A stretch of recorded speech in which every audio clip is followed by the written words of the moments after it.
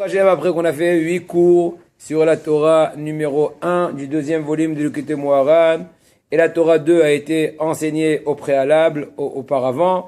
Maintenant, on va avec une grande simcha avoir le mérite, si Akadosh Baruch Hu nous permet, d'étudier la Torah numéro 3 du deuxième volume, qui commence avec la phrase de la Gemara qui est marquée dans Sanhedrin d'Afkuf Aleph, que lorsque Rabbi Eliezer Agadol dit Rabbi Eliezer ben Orkanos, le Rav de Rabbi Akiva était déjà gravement malade, donc vers la fin de sa vie, Rabbi Akiva qui est rentré visiter son maître Rabbi Eliezer, il a écouté les propos suivants, l'espèce de prophétie, l'espèce de message de Rabbi Eliezer, lesquels il a dit un grand courroux dans le monde.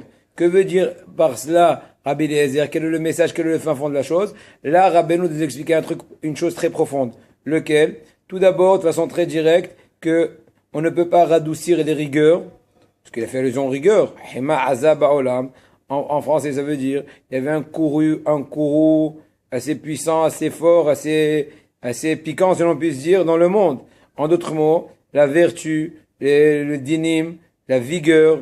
Alors là, il faut essayer de l'adoucir.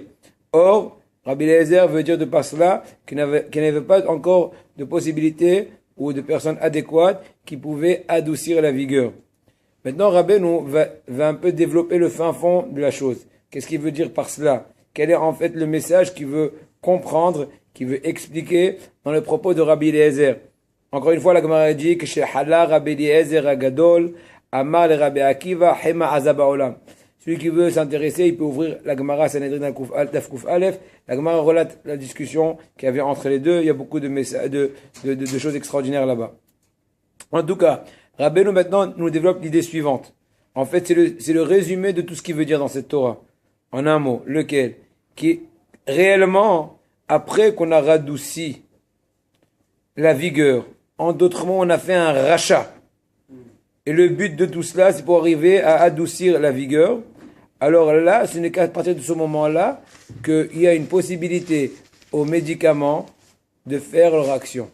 Jusque-là, les médicaments, les plantes ne peuvent pas avoir d'action, ne peuvent pas avoir d'effet tant qu'on n'a pas fait le préambule, lequel déjà radoucir les vigueurs. Je répète, Dan, afin que tu sois avec nous. Rabbeinu veut développer l'idée suivante, qu'on ne peut jouir du remède des médicaments à une personne malade que quand au préalable on a passé l'introduction et l'étape qui s'appelle radoucir les vigueurs, ou plutôt faire un rachat. Un rachat, ça veut dire une chose contre l'autre pour pouvoir expier et donc etc. Maintenant, Rabbeinu va expliquer de façon extraordinaire le mécanisme, si l'on puisse dire, de la chose. Vous me suivez, oui? S'il y a des questions, on peut m'arrêter. C'est pas autodidacte. Ok? Il est dit comme ça. Voilà, nouvelle étape. Il n'y a le droit au médecin de guérir